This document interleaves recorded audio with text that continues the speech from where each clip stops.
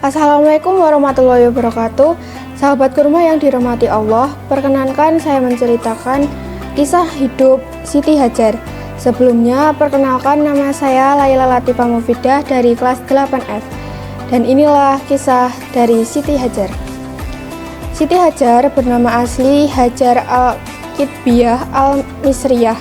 Ibu dari Nabi Ismail ini seorang perempuan cantik, mulia, dan penuh kesabaran. Dikenal sebagai sosok yang taat beribadah. Siti Hajar adalah istri Nabi Ibrahim yang lahir dari Mesir dan ikut hijrah bersamanya. Pernikahan mereka membawa berkah besar, melahirkan anak pertama mereka yang bernama Ismail, yang telah ditakdirkan Allah SWT untuk menjadi nabi seperti ayahnya. Sebelum Ismail lahir, Allah SWT telah menuliskan takdirnya dengan baik, menetapkannya sebagai seorang nabi di masa depan. Sejak masih bayi, Nabi Ismail sudah diberkahi dengan mukjizat. Salah satunya adalah berkemampuan untuk memunculkan mata air Zam-Zam yang tidak pernah kering. Air Zam-Zam ini menjadi sumber berkat bagi umat Islam yang datang ke Masjidil Haram di Mekah. Suatu ketika, Allah SWT memerintahkan Nabi Ibrahim untuk membawa Siti Hajar bersama Ismail ke tanah Mekah. Mereka berangkat dari perjalanan jauh dengan Ibrahim dan Siti Hajar bergantian menggendong bayi Ismail. Saat itu dengan kondisi Mekah yang dengan tanah yang tandus, tanpa pohon, tanpa air, dan sepi dari manusia. Namun, Nabi Ibrahim meninggalkan Siti Hajar dan Ismail di sana. Di sebuah bukit berwarna merah yang sepi, dalam riwayat disebutkan meski Siti Hajar menangis dan memanggil nama suaminya, Nabi Ibrahim tidak pernah menoleh satupun. Ia memandang seluruh wilayah yang gersang dan panas tersebut, seperti dalil dalam surah Ibrahim ayat 37 yang berarti, "Ya Tuhan kami, sesungguhnya diriku telah menempatkan sebagian keturunanku di lembah yang tidak mempunyai tanam-tanaman di dekat rumahmu, Ka'bah, yang dihormati. Ya Allah, yang demikian itu, agar mereka mendirikan sholat, jadikanlah hati sebagian manusia cenderung kepada mereka dan berikanlah rezeki dari buah-buahan, mudah-mudahan mereka bersyukur." Lalu berlanjut, munculnya air Zam-Zam.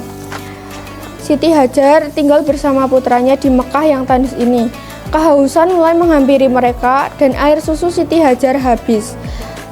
Putranya menangis karena kehausan. Siti Hajar, ibu Nabi Ismail, tidak tahu harus berbuat apa karena tidak ada sumber air di sekitar mereka. Ia akhirnya memutuskan untuk berlari bolak-balik antara Bukit Safa dan Bukit Marwah dalam pencarian air.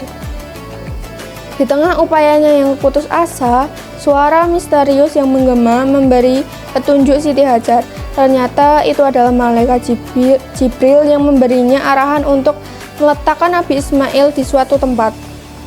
Tanah tempat kaki Nabi Ismail menyentuh Nabi itu tiba-tiba memancarkan sumber air segar. Siti Hajar segera meminumnya dan air susunya kembali keluar, sehingga ia bisa memberi minum Nabi Ismail kembali.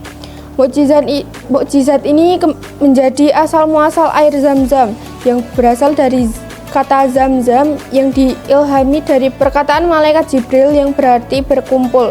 Kini sumur Zam-Zam tidak pernah berhenti mengalir air dan menjadi berkat bagi umat Islam yang datang ke Mekah untuk beribadah haji ataupun umroh.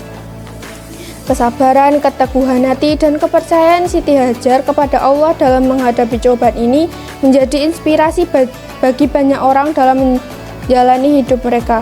Seperti dalil dalam surah Al-Baqarah ayat 158 yang berarti, sesungguhnya Safa dan Marwah merupakan sebagian syiar agama Allah.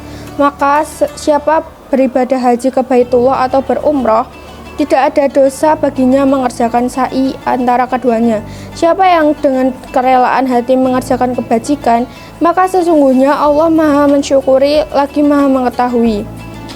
Lalu pelajaran yang bisa dipetik adalah kesabaran dalam menghadapi cobaan, yaitu seperti kisah Siti Hajar mengajarkan tentang pentingnya kesabaran dalam menghadapi cobaan hidup. Meskipun ditinggalkan di tanah yang tandus, ia tidak putus asa dan tetap bertahan dengan keyakinan bahwa Allah akan memberi jalan keluar. Kedua, kepercayaan kepada Allah. Seperti Siti Hajar mempercayakan rencana Allah meskipun situasinya sulit.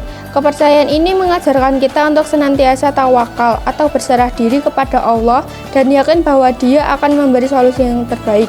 Dan terakhir, tawakal dan rela dengan takdir. Seperti Siti Hajar memahami bahwa segala sesuatu tergantung pada Allah dan menerima takdirnya dengan rela. Hal ini mengajarkan bahwa kita harus melepaskan kontrol atas hal-hal yang di luar kendali kita dan tawakal kepada Allah. Dengan demikian, kisah yang saya sampaikan ini ada kurangnya mohon maaf. Wassalamualaikum warahmatullahi wabarakatuh. Sampai jumpa lagi